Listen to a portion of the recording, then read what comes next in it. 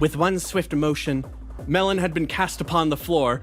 It seemed as though she had hit the ground, falling there and almost going unconscious, as the form stopped, jumped, leaped its way over everyone, landed down, and then stopped and turned. As it went, you could see the cloak and hat were discarded, being left behind in the swiftness of the motion.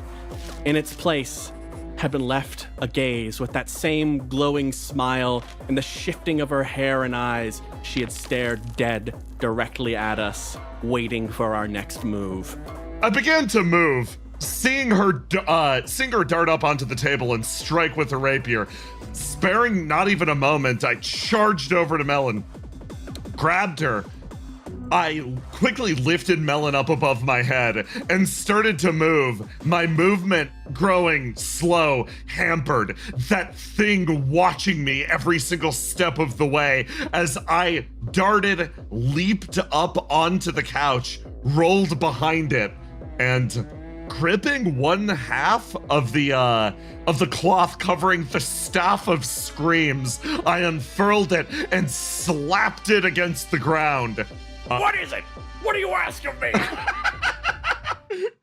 I looked down at the Staff of Screams and then over at the scary lady in the distance. Hey, what do you think of her? You've been watching this whole time. What? What do you think of her? Think of what? Her over there. I turn and point the staff over the back of the couch. Her? Who's that? Probably some intruder upon your domain, right? Intruder? Yeah. You there! Skeleton! Attack her! Why don't you yell real loud? There are servants in the chamber beyond that can listen to your great and omnipotent will.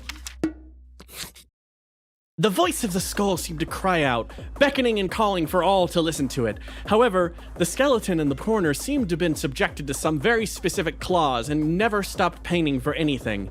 On top of that, even though the arrow was launched at the door, it seemed it didn't budge enough to pop over to let the other skeletons hear.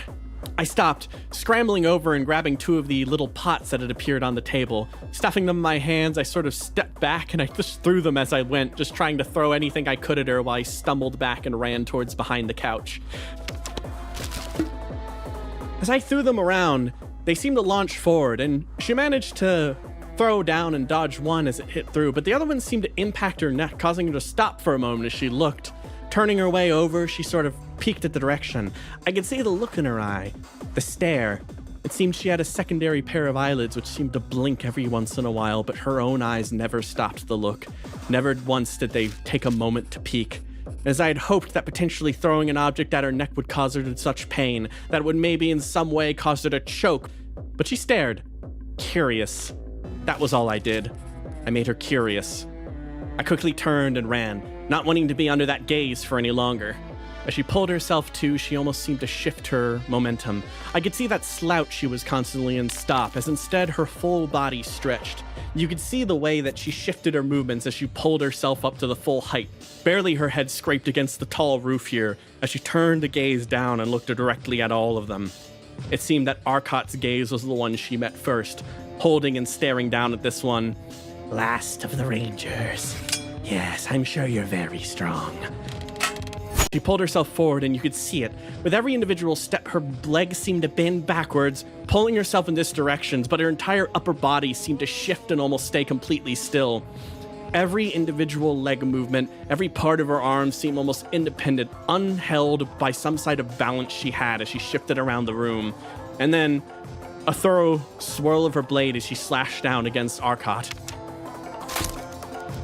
The very swift rapier slash cut down almost directly, piercing through and almost stabbing directly down into the very top of Arcot's shoulder, cutting along the ear slightly and taking up a tuft of hair as the rapier finally managed to land down on her body. You could see as Arcot's body twisted and twitched in response as she hit the ground for a moment, holding and grasping at the bow in her hand as she was pushed down by the force of this blow. As I stared, what next happened would best be described from Arcot's journal herself.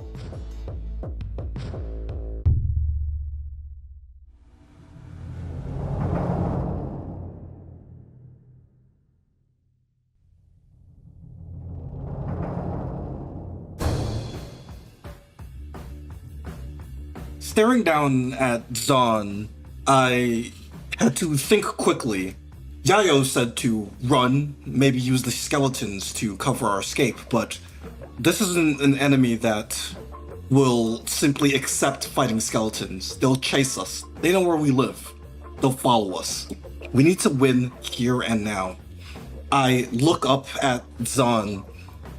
She used the rapier, and I used the bow, so I did the best thing I could. And I leap at her and climb onto her arms and try and see if I can hold her back and make her worse at swinging that sword around. Zahn expected me to shoot my bow or hide, but I needed to do something unexpected, something that she wouldn't know. I leapt forward, grabbing back her hands, and I could see by the clear confusion on her face that she was clearly not expecting that, and even more so, I wasn't expecting to do this. Holding back her arms, I yell over the Garchioness, "We gotta get her!" Seeing Arkat's feat of bravery and strength as proved in the conversation she had not moments ago, I could only follow up as best as I could.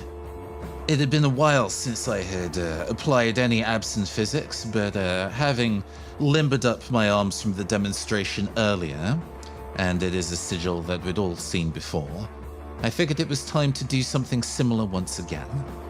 I couldn't see too well as Zahn was flailing her arms in an attempt to push me away, but I noticed Garchioness drawing a seal on the ground, something very familiar that we've seen before, a absence physics seal that seemed to push Zahn away.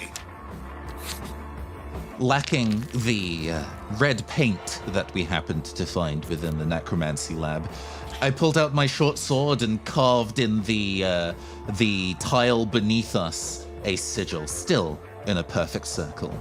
Gesturing towards, I looked directly at Zahn. You'll never touch any of us again. I'll be sure to see it. The adjustments I made to the sigil was different from the one seen in the necromancy lab. This one forcing the gravity to a single point, like a needle pushed into soft clay as it barreled into Zahn's chest. I felt the incredible force of the column there pushing both of us back, us landing onto the piano, horrible and discordant.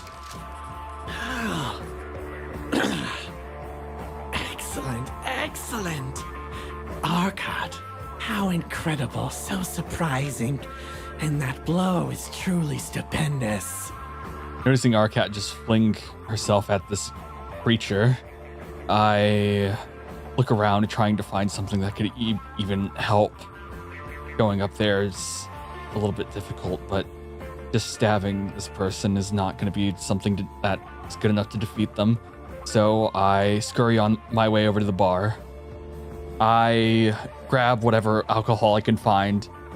I lift it up, see its weight, see it filled with liquid, and I'm going to just, I don't know why I'm saying I throw it at this person. I take the blade of the sword, and the alcohol right here has like a handle, which I put the blade in to help me fling it towards her. Watching Strege run over to the bar, I saw him lift up a whole crate full of alcohol, flinging it using his sword, crashing into both me and Zahn, kind of showering us with glass and alcohol. Is that Gemhuang? Or at least some of it was. I peeked my head out from behind the couch.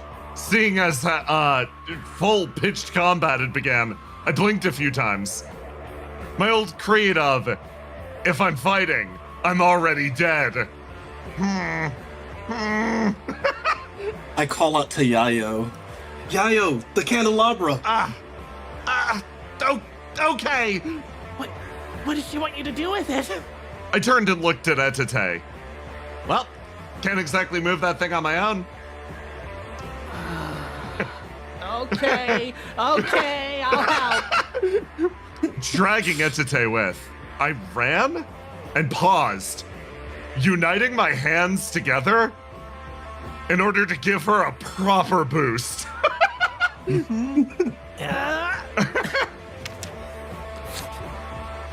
After telling Yaiyo the idea that just came up into my head, I saw Yaiyo and Etete run over to the large chandelier and Yaiyo forming a boosty maneuver. I'm very sure that I've never seen a boost quite like this, as Etete gets flung a little bit too high into the chandelier.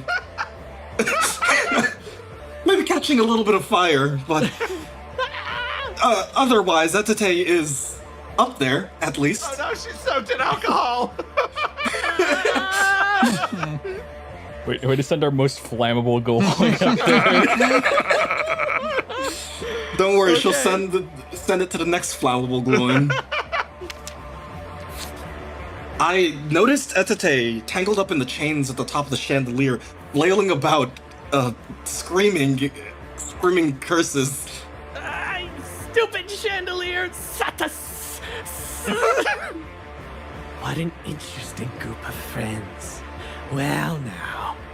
With the pair that I was hoping would assist me in moving Melinnyas to the fireplace, I suddenly found that I was alone in doing so. And so I did my best to move us both ever so slightly closer. I look across the room as things were rapidly getting out of control. No, I don't think there's anything I can sensibly do here. Oh, actually, I grab one of the pots of paint that is sitting by the easel. I glance at the artwork. He's starting to work in the current scene into the landscape. So quickly have the tables turned. Yes. I noticed how quickly Zahn was able to stand up after flying into a piano and getting smashed over the head with a crate. It honestly scared me a little bit. She calmly walked up towards the first Goloin that she could reach, rapier in hand. Excellent. This is excellent. Lady, Yaiyo, was it? I spun on my heel. Yes? I would love your hat. She moved quickly, thrusting a hand forward to not only snatch the hat, but stab Yaiyo in the process, as she didn't move forward with a hand, but a rapier. I stared down at Yaiyo. She attempted to do some sort of dodging maneuver, maybe duck, maybe run away, maybe put up her staff of screams to protect herself, but it seems as though she tried doing all three options at once, and poorly at best. The rapier stabbed away, grabbing the hat. She's bald! She's bald! I stared in surprise. I never thought I would see Yaiyo without her signature hat. How do you think it looks? I think you should give it back. I think it looks very flattering. It accentuates your eyes like it would accentuate anyone's eyes. I'm usually used to being the fastest person on the battlefield, but this Zahn, she moved so quickly, even in step with the other Goloins here. I saw her move straight up to Strege, ready to attack or maybe steal something from him. I stare at her, covered in alcohol. We have a plan. We just need a way to execute it. The chandelier wasn't working. I just need some way to make a spark. And so I approach with my sword, and I just simply go to clash with the rapier. I saw Strege swing his sword and attempt to clash his blade with Zahn. Zahn seemed to be the better sword fighter, as she ducked and weaved and bobbed through between Strege's slashes and attacked with her own, first in the shoulder and then somewhere in the stomach. How interesting. Such a small swordsman. Everyone is so interesting. The way they fight, squeezing around. You want to light me on fire, don't you? I mean, it would be nice.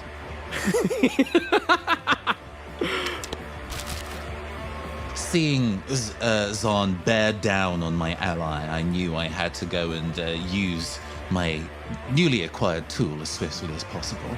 Reeling back, I put the pot of black paint in my hand and hurled it across the room to go and catch her in the mask, hopefully blinding her and putting her attack off target. I turned around and noticed Garchinus hurled a thing of black paint that soared through the air and hit the mask of Zahn, blocking out her vision, just allowing Strege to just barely win out and strike a hit against the bird. Given this opportunity, I've been watching her this entire time. Everything she's been doing, it's amazing, actually. Some would say even kind of beautiful. Oh. Something so trained, something so well sought after, something I don't think I could ever attain myself. I cannot be stronger, but I can at least be a little bit smarter. I see her get blinded by Garchinus's paint, and I know this is my chance. So I quickly swing the sword up, barely dodging her blow, and striking my sword at the rings on her neck. I would never be able to cut through, but at least this is where I can make the spark a little bit closer to a vital area. Seeing Strege move around Zahn's sword strikes, in that moment, it appears as if he had some sort of epiphany, some sort of understanding of Zahn's swordplay, and he used his height and his speed as an advantage, dipping between the stabs and pokes of her rapier and striking true at the rings of her neck, lighting her on fire. And in that moment, I did the one thing that I should have done a while ago and jumped off her. As I stumbled down, I managed to catch a pretty good glimpse from the distance of watching the fight happen. I fell down, and at that moment, from what Arcot had seen, everything had gone according to their little plan. And as she stumbled back, the fire began to spread up the side, and her hands almost quickly began to hold herself and pull across, until eventually, as she stumbled back, the hat falling from her head as she sort of just pulled herself away, she felt the fire raging across her body in that way. And from that moment, we saw something at her side. Another blade that had gone unsheathed the entire time was quickly pulled out, and in a swift moment, she jammed the knife in between one of the individual necklaces on her neck, and with that, pulled and ripped and sliced down. Blood spilled very quickly as she cut away the tuft of burning hair as it hit the ground.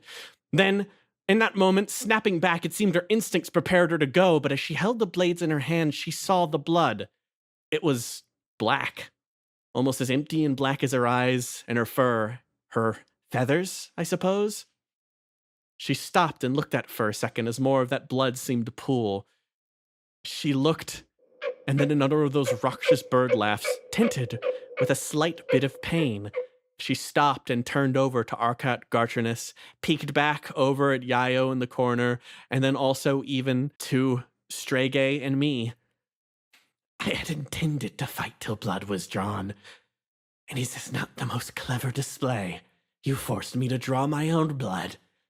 Simply the most wonderful thing.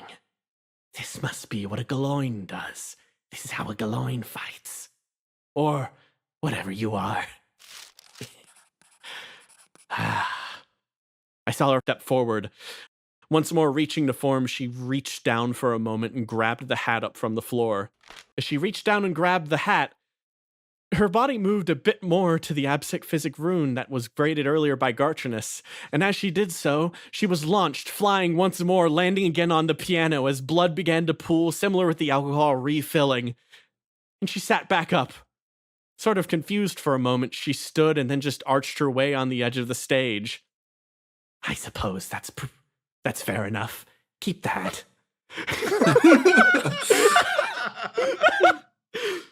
She'd seemed to withdrawn back, putting her sword away and holding that one sword that seemed to hang at the side.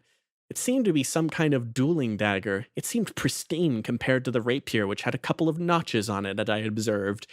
With it, she pushed it against one of her pieces of clothing, which seemed to then become decorated with the blood. Before resheathing it again, she stared across at everyone in the room. Quite an amusing display. She stood again, sort of pacing around the edge of the room. She sort of made her way past, looking at everyone, and a silence began to fall again.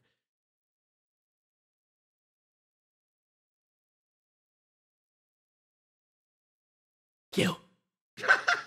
Yeah. I sat up where I was gathering runes on the floor. Briefly, I jolted upright. I was like, yeah. I leaped so quickly. I was caught in a bit of a foul mood. You see, I made a terrible mistake. Do you know what that is? What's that? You are a merchant. I should not have to tell you. So tell me. I slowly turned, thinking about this, primarily concerned with Melon, whose brain had been punctured moments ago. Distracted? Yeah, sorry, this is pretty important. As far as the merchant's code goes, you struck first. You challenged me, and I asked not even what you would get if you won. Oh, well, at the very least, the primary goal was to earn your respect, or at least to have you acknowledge the relative strength of the Goloin. But in terms of what we'd get out of it, honestly, we could use your help. Me helping you. It seems to be something I've asked all the time. But this time I can't say no, can I? And it's for mutual benefit. We want to root the dolls out of the walls. I don't really care about the dolls, nor the mountain, and the lich has grown quite boring. But if I can witness just a smidgen more of this strange, tiny little pieces of bravery, oh, I'll do whatever it is you ask. To a degree. Delightful. Glad to make a deal with you.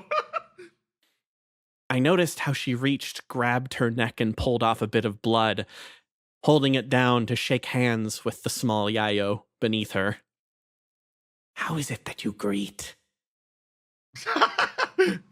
Well, you hold a hand out and grip my upper arm, the upper arm. It's a little closer to you. Normally when we shake hands, it's lower arms, sometimes both. But for you, upper arm. She shoved it up to the arm, pressing down with one of her bony talon-like hands. You could see it. It was gray, not covered with feathers, and seemed to have a different type of skin type. It was strange as she pressed down against and then shook the arm of Yaiyo entirely. I really appreciate this. Genuinely, I really do. I really need to attend to our friend who you stabbed through the brain. Don't worry, I got it. I carry over this corpse of Umami, and I crack it open, taking out the whisper and putting it in Melon's mouth. What are you doing? Just give it a second. I put my hand on her lower jaw and start chewing it. Zahn stepped back to look for a bit as she waited, and then, suddenly, eyes slowly shifted open.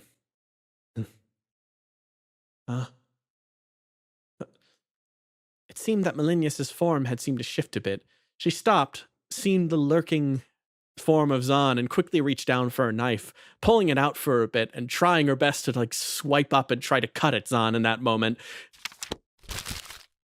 In a moment, the sword had come back out and her dagger was completely launched across the room. She sort of stood for a moment, seeing someone annoyed. Melon. After hearing Strege talk, she just waited for a moment. Oh. I'm not dead again. So, is it over? I mean, you're still dead, yes, and it's over. She collapsed back on the ground. She looked up to the roof. So it is. And all it took was Yaiyo to consign us to being a petting zoo for somebody's amusement. Are we leaving or not? Can somebody pull Etete out of the chandelier first? Okay, I got it. But Zahn did not seem yet satisfied as she stepped over closer. She leaned down, looking directly at Garternus. Ah, that is the nature of asking for help. Indebtedness. Oh, but if it makes you feel better, little tailor, you've won it yourself. You have the power to command anyone you've beaten. Such is the nature of Ramangul. Ramangul? My home, as I said it. And you, Yaiyo. What are you going to do? Well, there's a lot of business in the mountain that we've got to attend to. Primarily those dolls. They're not going to let us alone or our entire settlement. Pretty much, we're not going to be able to rest easy until they're dealt with. Ah, killing the dolls, huh? Gaining access to the house deep in the mountain. Maybe seeing to the Lich. Yeah, we got a long list of things that need doing. Well, I have no interest in scheming. She seemed to stop walking over and re-perching herself there for a moment, at which point she seemed to reach under her cloak and pulled out a little bit of a bandage, arranging it out underneath her own beaded neck. Go off, then. You know where to find me. That, I gotta admit, that was pretty incredible, you guys. Miss Yaiyo Melayaya, are you going to retrieve your hat before we leave? Oh, yeah, not a bad idea. Ugh, I'm so dizzy. I'm sorry, Etete. I mean, honestly, Etete was safer up there. Mm-hmm. Mind the sigil, by the way. Right. Okay, we're just leaving now, correct? Yeah. It seems we're not going to be stopped, which means we can probably leave via the kitchen if that would be faster. Okay, yeah, let's go. I think things had gotten a lot worse before they started getting better. I don't really know what they're up to now. Whenever I'm just moving around and things are happening, I don't quite understand what exactly they want from me. It seemed like they had closed down here. A lot of the people ended up leaving, and it just kind of ended up being me and Stirrup and Reese for a while. I was starting to kind of lose it. Some tears were welling up on my eye, but it didn't seem they really noticed it.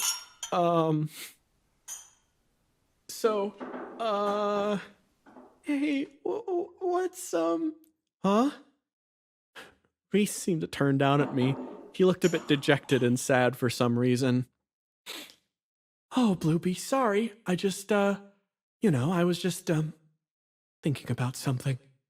Oh, yeah, it's okay. If it's all right, I think I might just back away for a second, and I think I'm done drinking stuff for now, so, Hold on, Bloopy. Stirrup seemed to speak, putting his hand on my shoulder as he turned around.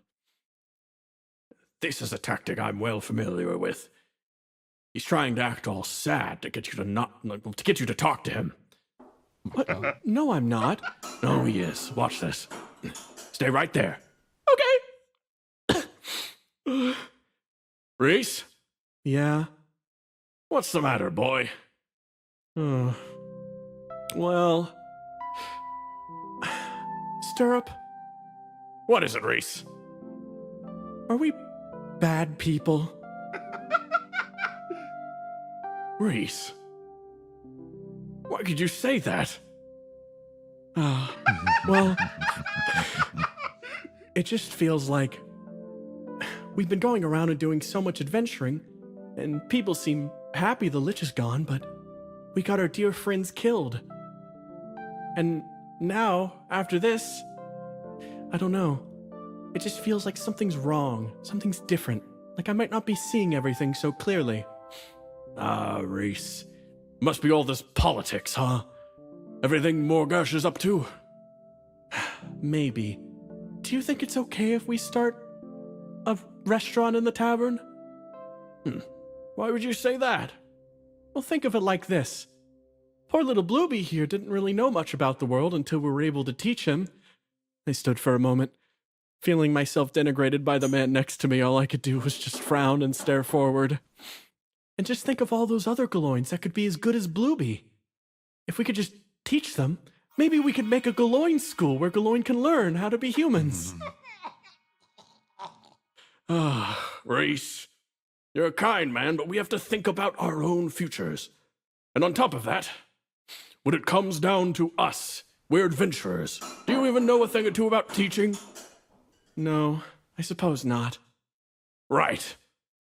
I understand the kindness in your heart, and for that I can prove it. Watch this. Stirrup stood up and moved across the way. As he held out some glowing kind of stone, I looked at it. Oh hey, that was a gem from the caves. I had recognized the kind of glow as I stared at it. It seemed to shimmer in a very familiar way that brought me back for a moment. Reese seemed far more surprised. What is this? This is the stone of the goddess. It shimmers, showing me the rough morality of anyone I look at. So when I stare at you, Reese, and you lift up your hand, watch. It seemed to glow a little bit, like a kind of blue, as it sort of held it up. When I see this, I see you as a law-abiding good guy. And a law-abiding good guy could never do anything bad, Reese. Don't you understand? You might be rough around the edges at time to time, and the world might be cruel, but as long as you are the way you are, nothing bad will ever happen to you. Because the goddess will watch over you, and the goodness in your heart will spill out to all others. Like Blueby here. He patted my shoulder as I stared at him for a moment. Yeah, like me. You and I, we are both law-abiding goodies, but there are plenty out here who are ne'er-do-well bads, if you get what I mean. They go around and cause trouble, do bad things. Some people can't help it. It's just the nature of the culture and place they were born in. Others are born evil, like Tyrannicus. Oh, that's really comforting, I guess. To know that I'm good and I'll always be good. It is a comforting thing, Reese. Now come on. Let that face turn into a smile again. We have plenty more adventures to go on together. You're right. You're right, Stirrup. I need to get myself back into motion. There's far many more adventures out there. I'm sure there's some peasant revolt that's following some kind of dark god or something, or maybe there's something else going on, like an upstart cult, or maybe plenty of raiders out there. I know there are tons of other strong camps all around the countryside. That's right. He stopped and turned. I really didn't understand a word they were saying, but as they went back and we drank a little while, eventually another voice kind of called out, Everyone, good news! We've got a tavern! We do? Yeah, well, kind of. I went and talked to the king, and guess what? He's gonna make me a count! Wait, a count? You mean you're going to become landed nobility? Yeah, just like I always dreamed! Oh, wow. That's incredible, Morgosh. Yeah, I'm gonna have a stronghold and everything. I have an idea of a bunch of fun little things we can do to build our stronghold and spread it out. I don't have the stronghold terms yet from the Coast Wizards. Apparently, they have a whole bunch of rules I need in order to actually abide and make a stronghold proper. But all the same, we can start with a tavern. I mean, that's whatever. They're gonna give us a ton of money and people, and we can do whatever we want. Whatever we want? Well, you know, as long as we're doing good, too. Yeah, okay. That's right.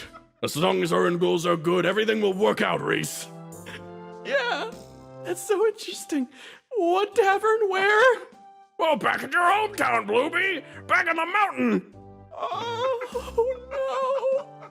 Oh, don't worry, Blueby. I know you're scared on a home reunion after all you weren't, but I think you could teach them, Blueby. You can teach them how it means to be a true tavern hand. Oh, no. Blueby, you'll get used to it. You'll learn what to do. So, here's the plan.